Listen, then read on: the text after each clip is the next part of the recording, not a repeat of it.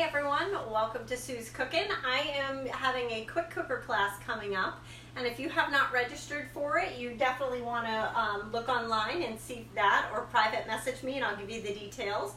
But I wanted to give you another use for your pressure cooker. So I am going to use our ceramic insert and I'm going to make some homemade bread for tonight. And one of the things that our pressure cooker has that a lot of other ones do not have is a proofing button for breads. So I am going to do a multi-grain bread. I have already added 3/4 of a cup of old-fashioned oats. I've added 1 package or 2 1/4 teaspoons of yeast and 1 teaspoon of salt, and I mixed that up with 3 1/2 cups of flour. And now it says to add 1 1/4 cups of warm water. So what I did was I put the water in my easy read measuring cup. I put 1 1/4 cups in there, but what I did was I microwaved it, and now I'm going to use our new digital thermometer. So this is new with Pampered Chef, and there is an attachment on this so that you can actually insert a probe right into here with a wire, and you stick the wire part into your turkey or into your chicken in the oven, and you can leave this part clipped to the outside of the stove, and then you'll be able to tell when your turkey's ready. So this said to make sure that the water is between 120 and 130 degrees. And when I first did it, it was just at 120, so I just microwaved it for another 30 seconds, and we're at 129, so it's a little bit warmer. So 129, 130, so that's fine. So I'm going to add that in just a second to our bread. In addition to that, it needs 1/4 cup of butter, and my butter was, in the fridge, so it was really, really cold. So here's a tip for you if you haven't seen my tip. You're going to take, I need a half a stick of butter. If you need a full stick of butter, use a ball jar glass, but fill it with boiling water, stick it in the microwave, get your cup really hot, and then put your cup upside down over your butter. And while you're prepping all your other ingredients, your butter will get nice and soft so that you can actually use it in your recipe without having to microwave it and get it all gooey. So I am going to start mixing this up with 1/4 cup of honey. And remember, you use the red for solids and blue for liquids. And you want to buy your honey local, because local honey, the bees pollinate off of your plants that are in your neighborhood. So I forgot my scraper. Hang on just a sec. I really should get that. Hold on. Whoop. There we go.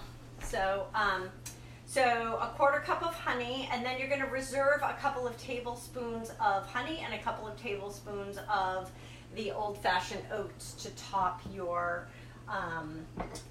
bread with before we actually bake it. So now I'm just going to mix this up together: the butter, the honey, the flour, the oats, the yeast, and the salt. I'm going to get all that mixed together. Make sure it's all ground good with a hand mixer. Just a couple minutes with that. And then we're going to go ahead and add the water in. And it's going to be a little sticky when we add the water in. That's normal. And then we'll add in the remaining 1.5 cups of flour that goes with it. So when you're adding the water in, it makes it like sticky gooey, and the reason you want that is because you want everything to blend together before you turn it out onto a surface. So now we're going to use our measuring cups here, and we're going to add the last cup in. And you want to add the ingredients a little at a time and mix it. I used to be very impatient. I'm not a great baker. Well, most of the time I'm not even a good cook, right? But I'm not a great baker because my patience level is usually pretty nil. So I've learned over the years by making enough mistakes that it's better, slower is better. So here's my last measurement of flour. And then what we're going to do is we're going to turn this out and stick it into our ceramic bowl that comes with our quick cooker, our pressure cooker. So there's lots of things that you can do with a pressure cooker, many of which you probably didn't know. So you're going to learn that when you come to my quick cooker class or if you watch my channel. So I used our basting brush and I basted oil all around this ceramic bowl so that the dough doesn't stick to it. Let me just make sure I have all my ingredients. When you're baking, you can't mess up, right? Add the remaining flour, mix well, coat this. Okay, great. So now we're going to just go ahead and stick the dough in the ceramic pot.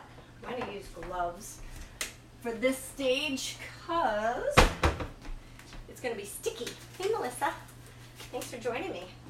So I don't yet know what I'm cooking for dinner. I have some frozen chicken thighs in my freezer. So I was thinking that when I was done with getting the bread in the oven, I might do the teriyaki chicken in the quick cooker and show you guys how it cooks from frozen.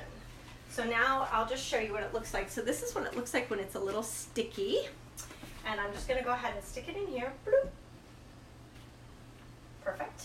And then you're going to take the wire rack and you're going to put the bread on the wire rack. I just want to see if I'm supposed to put the silicone lid on it or not. No, you're not. So we're going to lock the lid, set it to the proof setting, and then press start. So we're just going to lower this onto the rack, which is inside our ceramic pot. Put the cover on it, which would be helpful if we plugged it in. Turn it on. We're going to turn it to the proof setting and make sure that the steam button is in the correct position, which is flat. And now I press start. And then now what I'm going to do is I'm going to clean up my dishes. I'm going to prep out a little bit of honey that I'm going to microwave right before the first proofing is done. Then I'm going to take a little bit of the oats aside and I'm going to preheat my oven to 350.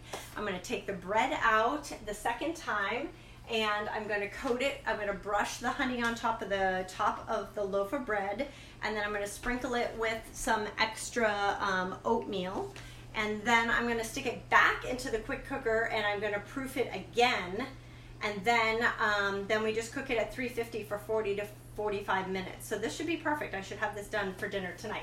So I'll let you know how it comes out. I haven't done bread in my quick cooker before, but I'm having a class on Saturday, so I wanted to be able to have examples of other things that you guys can cook. So I would love to hear some of your kitchen dilemmas. If you have something that you struggle with, whether it's getting dinner on the table, prepping ahead, those type of things, I'd love to hear that. And if you are in my virtual parties, I want to give you a special message that you can private message me for bonus points. And the special message is that our new digital thermometer comes with a probe that goes into your oven.